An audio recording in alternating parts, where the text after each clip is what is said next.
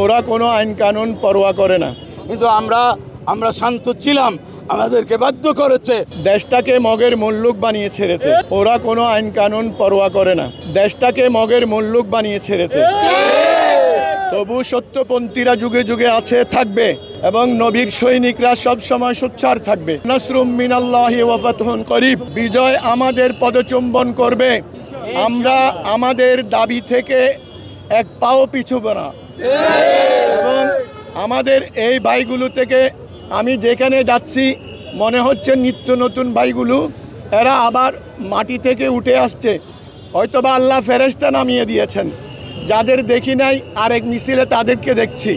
যারা দেশের স্বাধীনতার বিরুদ্ধে ছিল, যারা মা বোন বেইজ্জত করেছে, মুসলমানদের ঘরবাড়ি লুট করেছে, এরা এখন সরকারের ছত্রছায়ায় এরা উর্দি পরে থানা সব দখল করে আছে।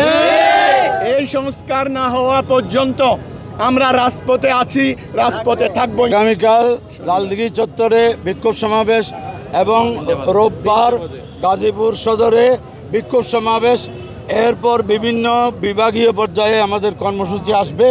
এবং যদি সরকার জাগ্রত না হয়, তারা যদি আমাদের এই আন্দোলনকে মূল্যায়ন না করে, তাহলে আরও কঠোর কর্মসূচি। যদি আমরা চাই না দেশের মানুষের, খেটে খাওয়া মানুষের ক্ষতি হোক, এটা আমরা অতীতেও কোনোদিন চাইনি। এবং এই সুন্নি জনতা এই ইতিহাসে দেশের জনগণের এক পয়সা ক্ষতি করছে, কোনো জানমালের ক্ষতি করছে, তার কোনো রেকর্ড নাই, দিতেও পারবে না।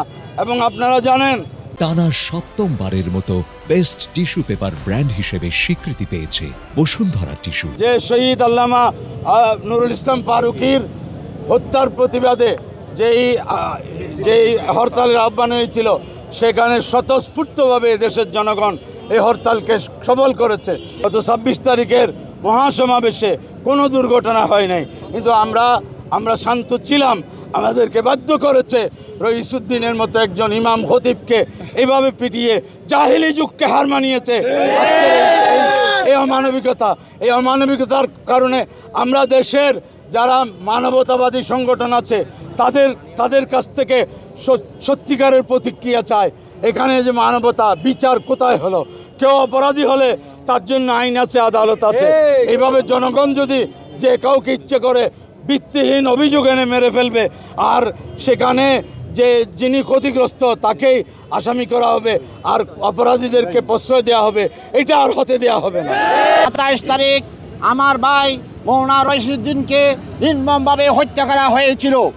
একজন আলেম, উনি সমাজের কর্ণধার এবং মুক্তদাল কৌম, সমাজের একজন সুশৃঙ্খল একজন ব্যক্তি এবং সমাজের একজন নেতা, একজনকে হত্যা করা মূলত ফাকান্নামা কাতালান নাসা জমিয়া, পুরো একটা জাতিকে হত্যা করা।